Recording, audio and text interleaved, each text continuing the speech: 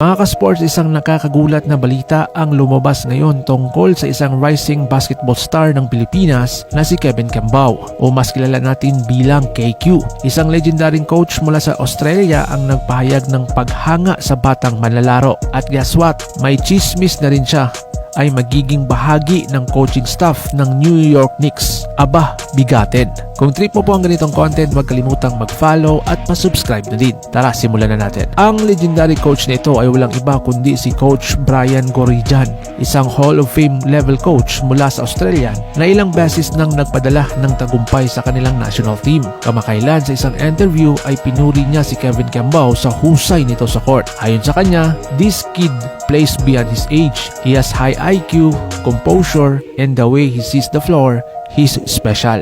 Hindi lang ito basta puri. Ayon sa mga sources, si Coach Goorjian ay malapit na raw mapabilang sa coaching staff ng New York Knicks bilang International Development Coach. At isa sa mga unang pinuri niya, walang iba si KQ. Kung sakaling matuloy ito ka-sports, napakalaking bagay ito para kay Kevin Kembao at sa basketball ng Pilipinas. Isipin mo isang Pilipinong manlalaro, pinapansin ng coach